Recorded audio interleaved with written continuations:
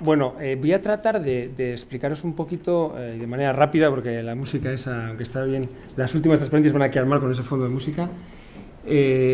Cómo yo durante mucho tiempo hemos trabajado con distintos gobiernos, en distintos grupos de trabajo con gobiernos y tal, de la famosa brecha digital, ¿no? De cómo romper esa brecha digital, la ciudadanía se nos va a quedar atrás, tal.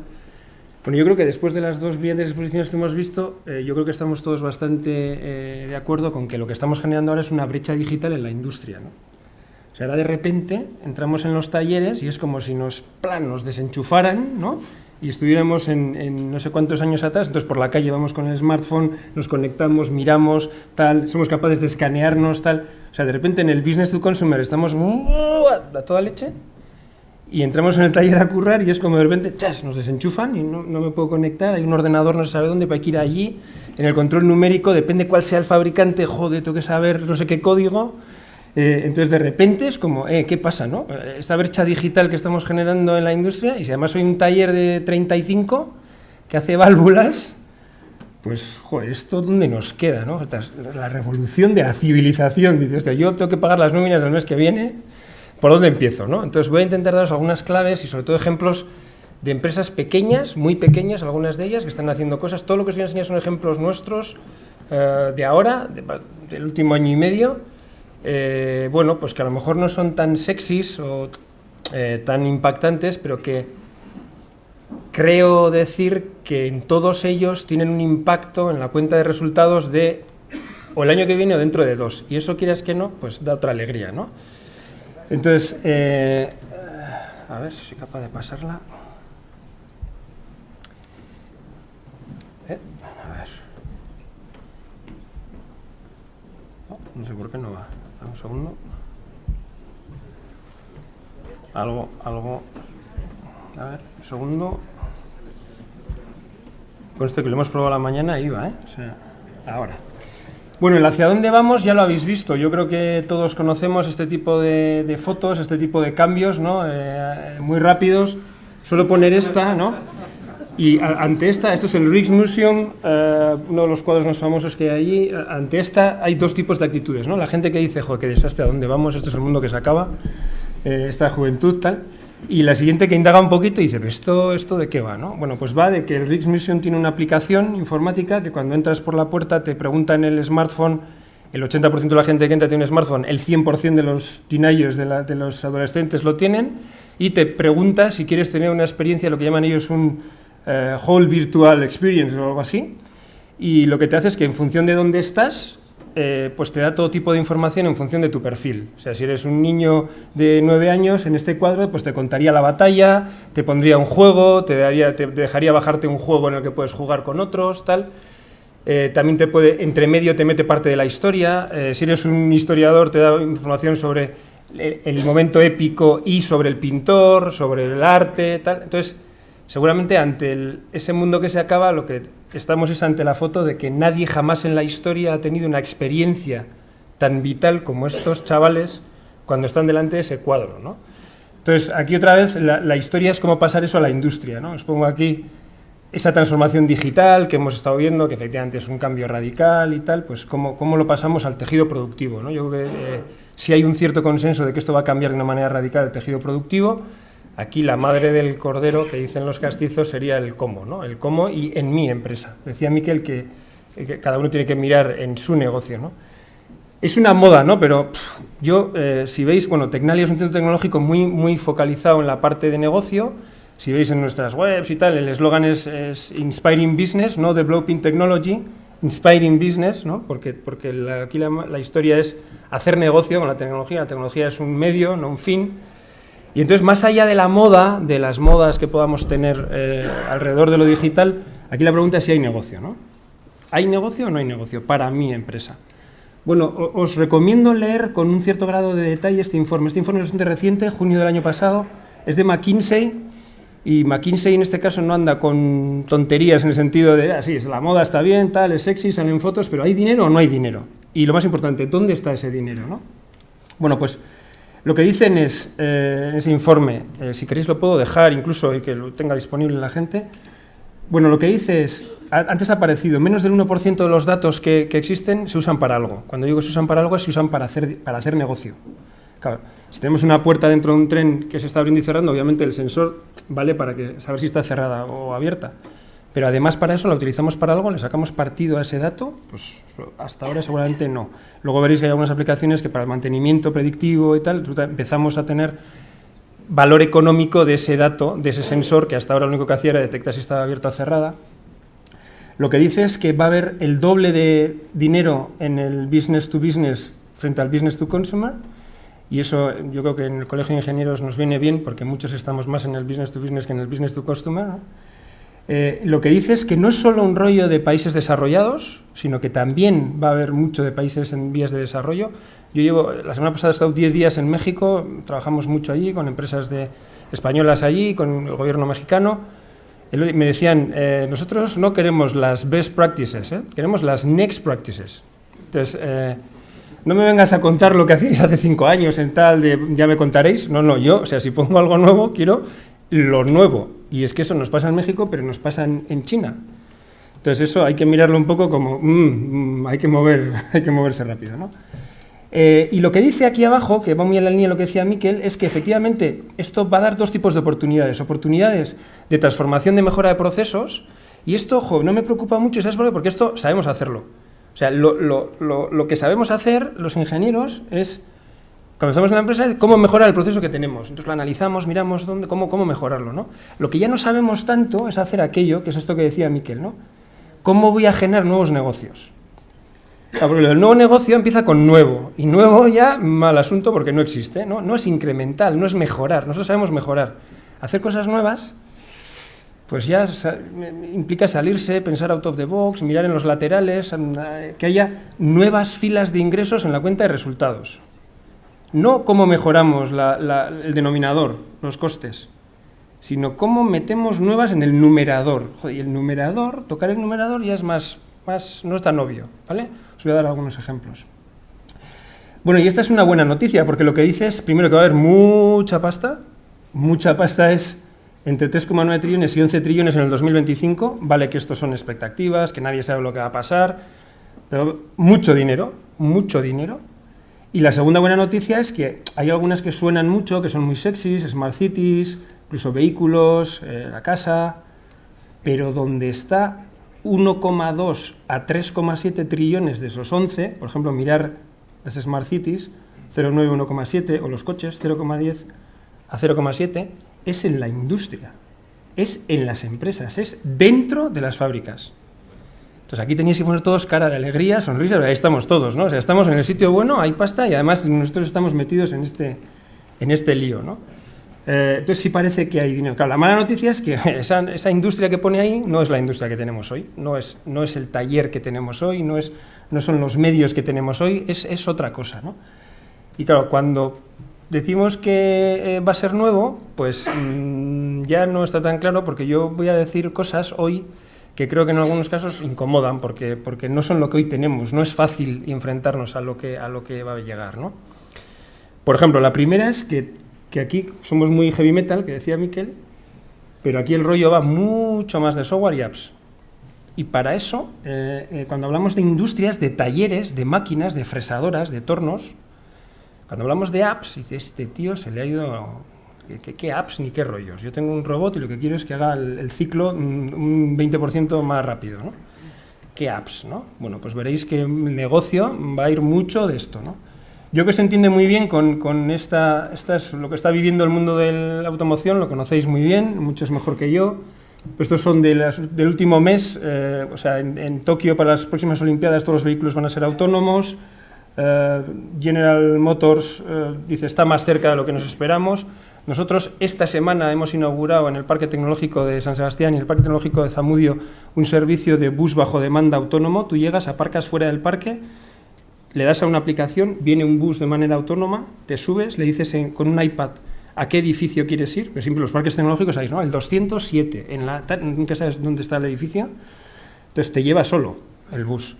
En Málaga vamos a poner una aplicación ahora para los cruceristas, cuando llegan los cruceros, llegan los cruceros llenos de turistas, todos bajan a la vez, claro, y todos quieren ir a la vez a la catedral y todos quieren coger el taxi, entonces se generan unos líos. Entonces va a haber unos servicios autónomos con vehículos autónomos que lo que hacen es distribuyen a esos turistas por distintas rutas, de manera que todos ven lo mismo, pero no todos van a ver a la vez. Entonces ya empiezas a controlar la logística, es un rollo de logística absolutamente autónomo. Entonces esto está muy cerca, ¿no?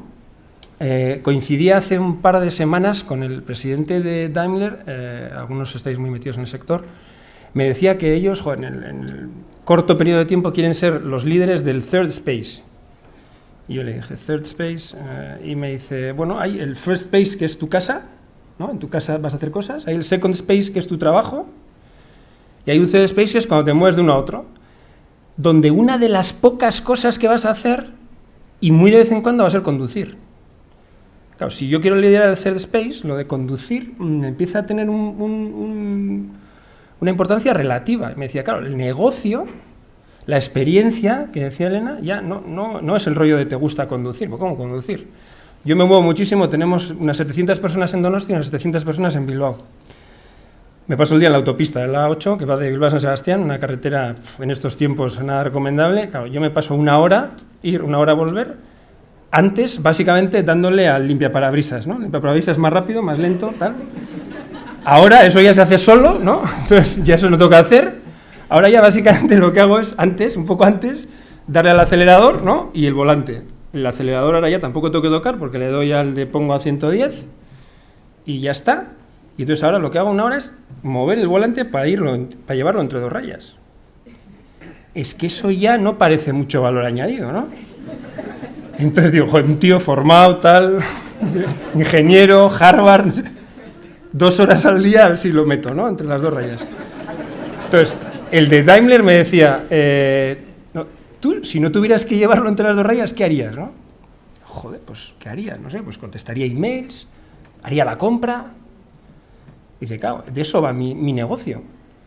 Va de que de repente yo a lo mejor haga un acuerdo con Amazon Fresh, de manera que tu coche, cuando entres, esté directamente haciendo la compra con Amazon Fresh, depende de que cuando llegues al currelo, hay un tío que llega, te levanta el maletero, ¡pam!, te mete la compra y digo, me he quitado una hora y mi mujer diciendo la lista, tal, no sé qué.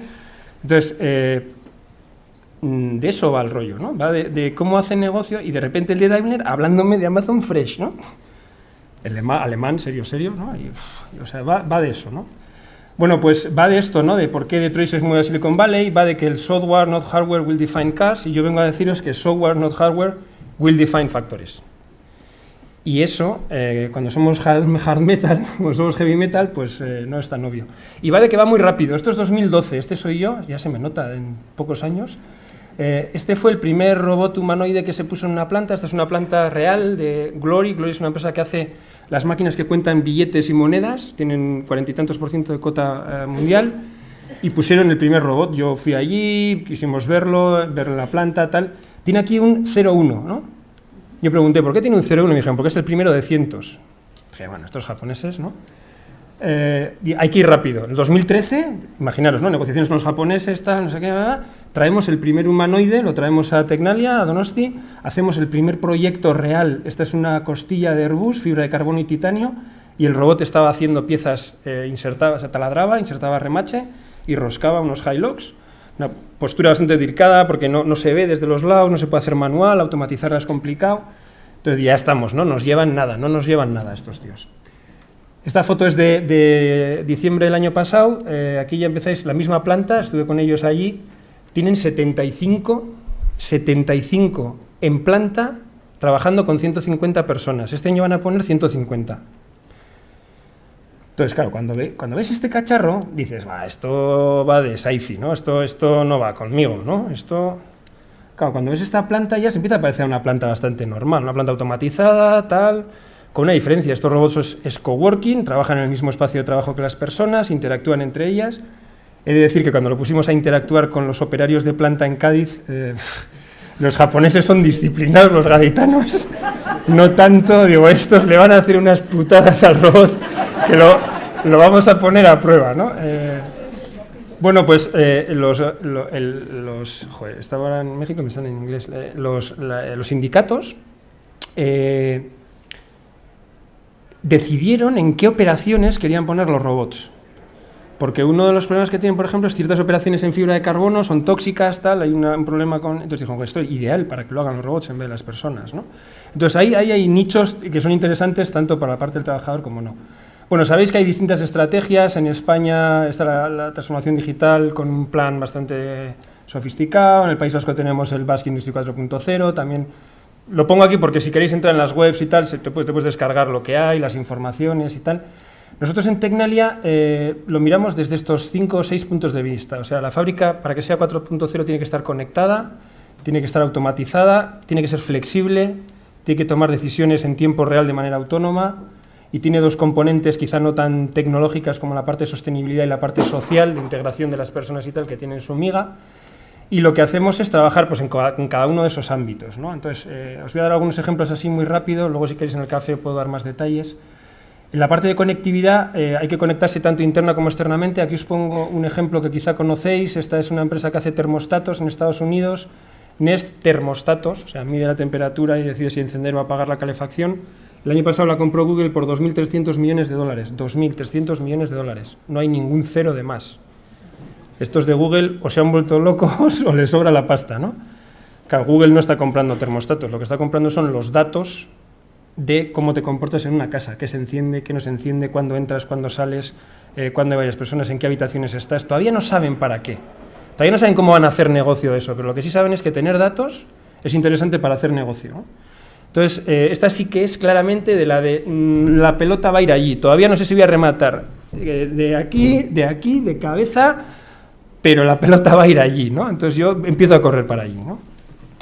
Bueno, llevaba al mundo industrial, esta quizá conocéis también, General Electric, estaba vendiendo las turbinas, ha sacado un software que lo que hace es, te vende la turbina, pero te vende un software para optimización, no lo veis porque está aquí abajo, pero te ofrece un servicio de monitorización y diagnóstico en tiempo real y tiene un modelo de negocio en el que está cobrando en función de los ahorros energéticos que tú tienes con esa turbina.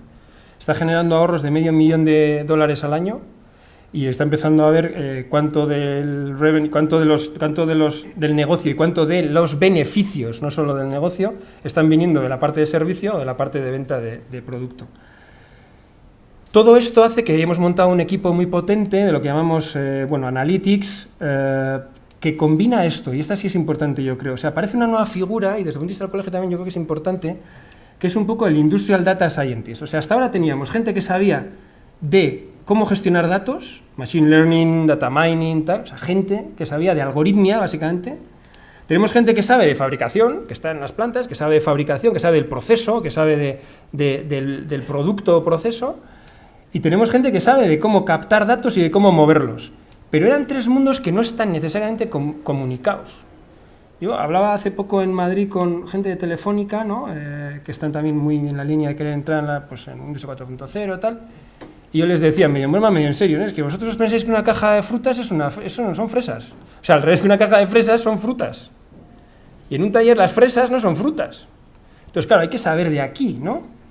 Hay que saber de aquí. Pero claro, esta gente de apps y de ciberseguridad no sabe nada.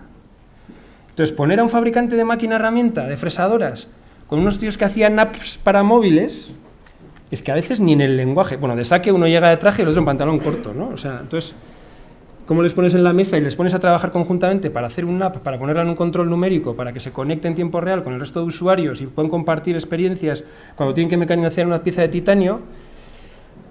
Es un rollo que combina estas tres capacidades que yo creo que no está del todo conectada. Entonces, lo primero que tenéis que empezar a pensar es que estas capacidades hay que conectarlas, bien sea internas, bien sea con ayuda externa. Ejemplos concretos, ahora sí que ¡pum!, bajo a tierra, muy sencillos, pero que están generando mucha pasta. Pues, ¿cómo conectamos el proceso con la máquina? O sea, ¿cómo somos capaces no de programar y de hacer que la máquina funcione bien, sino de cómo monitorizar en tiempo real determinados parámetros que me hacen que o cambie el proceso, o cambie el tema de mantenimiento, o cambie la propia geometría de la que estoy haciendo? Entonces, monitorizamos parte del proceso, con sensórica, o bien en la herramienta, o bien en la pieza, o bien en el utillaje, y lo que estamos obteniendo son algoritmia que corre en tiempo real, modificando el programa en tiempo real. De manera que, imaginaos el símil con un coche. Yo en un coche, si es automático, tenéis un poco el de Sport, Eco o normal, ¿no? Si quiero ir rapidillo, pero me da igual consumir 17 litros, pues pongo el Sport y Claro, si ya quiero que sea más económico, pero me da igual correr, pues lo pongo en eco, ¿no? Y me baja un poco los picos y tal. En una máquina no tenemos eso, pero tendría todo el sentido del mundo. Yo quiero ir a toda leche, aun consumiendo más herramienta, aun consumiendo más consumo energético y tal, pues a lo mejor luego la pieza está esperando en el almacén. Entonces, ¿cómo conecto las necesidades que tengo? Decir, no, mira, ahora la máquina, oye, vete en eco, tío, o sea, consume menos, no me consumas tanta herramienta, ¿cómo cambias? Claro, los que conocéis de la parte de procesos, ahí ya, pero eso no es tan obvio, porque tengo que cambiar el programa, o sea, ese CAM, ¿cómo cambio ese CAM? Ese CAM ya estaba calculado en determinados parámetros, ¿cómo cambio en tiempo real esos parámetros? Bueno, pues eso mezclado es lo que metemos, la parte sensórica, la parte de conectividad con el programa de control numérico y la parte de cambiar ese control numérico con o la logística que tengas por detrás, o cómo está el almacén, o las necesidades que tengas de piezas y tal. Esta va en la misma línea, bueno, no os he puesto, pero aquí siempre ponemos, no si hemos generado un paper o no, que suele ser lo típico en los centros tecnológicos, sino cuánto hemos ahorrado, ¿no? 20%. En esta otra que es muy parecida, es en una fresadora, analizando también la parte de consumos y desgastes en partes del cabezal, que es una pieza crítica, en el spindle, en los electrusillos, obteniendo reducciones del 20%.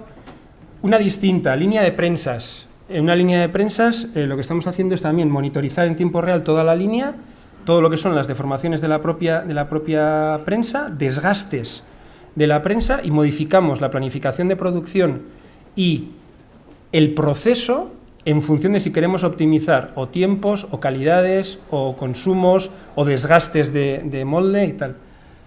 Aquí, casi como anécdota, os voy a contar, o sea, tenemos antes tú decías, Miquel, el de hacer series cortas, casi unitarias y automatizarlas, ¿no?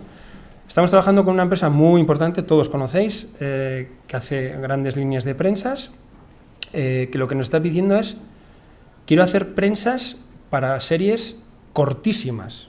Claro, aquí el coste del utillaje, de la propia matriz, es descomunal. Entonces, claro, ¿cómo amortizo, ¿no? ¿Cómo lo meto? Entonces, claro, aquí el pensar desde out of the box es pensar, si tú tuvieras un sueño, ¿qué te gustaría, no? Joder, me gustaría que pudiera cambiar la geometría del molde. Ya, pero cambiar la geometría del molde, claro, se tiene que aguantar para hacer estampación de un acero tal. Entonces, la idea es trabajar en determinados moldes en los que lo que hacemos es, con máquinas portátiles que lo que hacen es añadir material y fresar, ser capaces de modificar la última capa de geometría. ¿Vale? Yo tengo un sustrato y lo que hago es añado material y mecanizo, remecanizo, digamos, vuelvo a rehacer parte de la geometría de la pieza con una máquina portátil, de manera que, de alguna manera, soy capaz de cambiar la geometría muy rápido a un coste muy barato. Claro, eso no vale para series largas, porque eso, la durabilidad de ese material no es la misma. Pero si lo que quiero son series muy cortas, entonces tenemos un fabricante, por ejemplo, que hace vasos y platos y tal, ¿no? Dice, claro, ahora la tendencia es, joder, que un restaurante a lo mejor me pida, quiero mi diseño de platos. Pero claro, quiero una tirada de varios cientos. Entonces, ¿cómo hacemos moldes que se puedan cambiar de diseño para hacer solo cientos? Claro, en el chip del director de producción allí estaba en que el molde tiene que durar mogollón. Pero es que ahora el chip es, el molde tiene que durar muy poco. ¿Cómo hacemos que sea un molde casi desechable? Claro, no nos vale la manera tradicional de pensar, ¿no? Entonces, claro, esa empresa lo que está empezando a decir es a sus clientes, y a lo mejor lo que hago es, no te vendo esos platos, sino lo que te vendo es un número de platos al año en el que vas a poder cambiarme 25 veces la referencia. Entonces ya no estás vendiendo un plato, ¿no? En realidad estás vendiendo un servicio de tener unos platos disponibles con una serie de geometrías distintas y tal, ¿no? Digo por aquello de que lo veáis desde otra perspectiva. Bueno, temas de monitorizar el proceso de taladrado, inserción de remaches y tal, son ejemplos, digamos, como muy reales de conectar el proceso con la máquina. Otros, el mantenimiento predictivo para motores, o temas de planificación de producción en industria electrónica, o detección de fallos en ferrocarril o en molinos. Cambio de estadio. ¿Cómo comunicar no el proceso con la máquina, sino la máquina con el exterior? Este es un ejemplo, creo que luego van a hablar, no sé si están Coldo y Arrate por ahí. Ibarmia es un fabricante de máquina herramienta, hemos trabajado con ellos para desarrollar seguramente una de las máquinas más grandes que existen de fresado, torneado y fabricación aditiva en metálico, en materiales metálicos con láser. Pero no os voy a hablar de eso hablarán ellos. Lo que os voy a hablar es de que acabamos de hacer varias ofertas en Latinoamérica, donde la máquina vale 1 millón de euros, y donde lo primero que nos han dicho los usuarios allí, estoy hablando de General Electric, estoy hablando de GKN allí, nos dicen, ya, pero yo esta máquina, para sacarle el 100%, necesito un soporte de conocimiento al proceso que yo no tengo. Entonces, ¿cómo me vas a dar eso? ¿Eso cómo va a estar en la máquina? Vale, la máquina me la das, me dais un Testarossa, un Ferrari, y llego a la primera curva de subida a la autovía y estoy fuera, ¿no? O voy a 90, entonces ¿para qué quiero Entonces, cuando me vendas el Ferrari tienes que decir, ya, pero ¿qué más me das para que yo le pueda sacar el 90% a este Ferrari? ¿Eso qué es? ¿Un curso? ¿Un curso que a una persona, a 2 personas? ¿Esto qué es? ¿En tiempo real un servicio de asistencia? ¿Esto es que en el control, cuando yo tenga una duda, tengo un clic? En el control numérico tengo un clic que me conecta, ¿con qué me conecta? ¿Con vosotros que sois fabricantes? O a lo mejor de proceso no sabéis. ¿Con qué me conecta? ¿Con la red de usuarios a los que habéis vendido esto que resulta que sí que sabe? Vale, a lo mejor es tan parecido a mí. ¿Con quién me conecta? ¿Con 250 universidades que llevan trabajando 5 años en cómo hacer pieza en titanio? Coño, pues a lo mejor eso empieza a ser interesante. ¿Cuánto tengo que pagar por eso? Que hay un servicio de tarifa plana en la que me conecto y luego uno premium, y si le mando por email desde el control numérico la pieza, ellos me dan información sobre esa pieza, sobre el proceso, y si les mando el programa que yo tengo y ellos lo optimizan. Claro, eso cuando estás en Chihuahua, que está en México allí arriba, poder conectarte con la Universidad de Agen y con la Universidad de la UPV o con la Universidad de Navarra, es un clic. O sea, a mí me da igual donde estén, ¿vale? Entonces, claro, 1 millón. Dicen, yo estaría dispuesto a pagar 1 millón de euros por el servicio. Fijaros, 1 millón, claro. Ya os dais cuenta de que en el primer millón de hierros, que decimos los que hacemos máquinas, o sea, de compras, a lo mejor hay 900.000.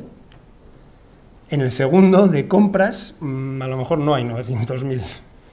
Entonces, ¿de dónde va a venir el margen? No está tan claro, ¿no? Entonces, ¿qué estamos haciendo? Meter lo que llamamos cajas negras dentro de las máquinas, de manera que con esa caja negra lo que somos capaces es de conectarnos a cualquier dato de la máquina, y somos capaces de empezar a pensar qué negocio vamos a hacer, recordarlo el 1% de McKinsey, qué negocio vamos a hacer con ese dato. ¿Qué negocio vamos a hacer con el dato del consumo de la máquina? No que sabemos el consumo de la máquina, ya sé que sabemos el consumo de la máquina. Aquí la madre del portero es que alguien piense ¿qué negocio vamos a hacer sabiendo el consumo energético de la máquina que te he vendido? ¿Eso qué negocio es? ¿Que te puedo ahorrar algo de dinero? ¿Que de lo que ahorremos la mitad para ti y la mitad para mí? ¿Cómo voy a ahorrar? ¿Parando determinadas funciones? ¿Cómo las paro en remoto? Ese es otro negocio distinto, ¿vale? Y estoy hablando de ejemplos concretos de hoy, Pero estoy hablando de que estamos planteando, no sé, los que hacéis deporte, eso sí conocéis Strava. Strava es una de las miles de aplicaciones que se llevan en los smartwatch. Bueno, es una aplicación que se conecta con tu GPS, vayas andando, en bici, como quieras, y lo que haces, además de medirte por dónde vas, tal, te recomienda rutas, te dice por dónde estás yendo, te dice, joder, pues mira, los mismos a los que les gustaron las mismas rutas que a ti, joder, bajaron por aquí y dijeron que este sitio está muy bien. Entonces, la idea es cómo llevamos... No me fastidies. Bueno, la idea es eso aplicarlo a las máquinas. ¿Vale? ¿Cómo conecto a la red de usuarios de la misma máquina o del mismo problema a través del control numérico? Y la siguiente es cómo soy capaz de medir todo eso y de sacarlo económicamente, ¿no? Voy a ir muy rápido. Bueno, rodamientos, el tornillo que decía Miquel, interfaces a través de conectividad con distintos wearables, saber dónde está la gente. Esta es la planta de Petronor. Entran 1.500 personas de subcontratas. Hay que saber dónde están esas subcontratas y quién tiene acceso a qué sitios. Con unas pulseras sabemos de dónde es la subcontrata y si puede entrar o no puede entrar en cualquier sitio. Voy a ir rápidamente solo a una última. La parte de robótica os la he comentado un poco, luego si queréis en el café puedo explicaros. Fabricación aditiva tenéis fuera, Miquel. Ante este momento decir ya, ¿por dónde empiezo? ¿No? Yo que tengo una empresa pequeña, ¿por dónde empiezo? Bueno, pues lo que hemos desarrollado es una herramienta que es un diagnóstico, un modelo de diagnóstico que se pasa en una semana en las empresas. Estamos pasándolo de una manera masiva a través de ayudas o bien gubernamentales o directamente empresa a empresa, que lo que hace es te da gráficos de para cada uno de esos valores, te dice dónde debiera estar una empresa como tú, no te compara con Siemens, ya sabemos que Siemens está en todo guay. Cómo debiera estar una empresa como tú y qué gap tienes. Entonces, de ahí lo que salen son planes de desarrollo de tecnología en función del impacto que tú tengas. Bueno, esto era el despliegue de cómo se hace eso y tal, y ahora sí ya acabo. Bueno, efectos colaterales, temas de ciberdefensa, lo hemos hablado, de quién son los datos, no es obvio, del que los explota, del que los genera, del que los mueve, no es obvio. Personas, ya acabo con esta. Estados Unidos, 72%, Reino Unido, esta es la más importante de todo el día de hoy, todavía no he visto las otras. Francia 38, Reino Unido 50, Italia 24, España 17. ¿Qué es esto? Podéis decir, no sé, la inversión en I+D, el número de spin-offs tecnológicas, el número de oferta tecnológica, tal. Pues es la respuesta porcentaje de la población que está de acuerdo con la siguiente afirmación: mi vida está determinada por mis propias acciones y no por las acciones de los demás o por la suerte. A tomar vientos. Ni 4-0. O sea, en Estados Unidos, los que tienen petróleo, lo que tienen es un 72% de la gente que cree que el futuro depende de él. Y nosotros un 17%. Que depende de otros, es que tal, que esta. O sea, y yo espero que jornadas como la de hoy nos sirvan para subir para arriba. ¿Vale? Bueno, pues nada, muchas gracias.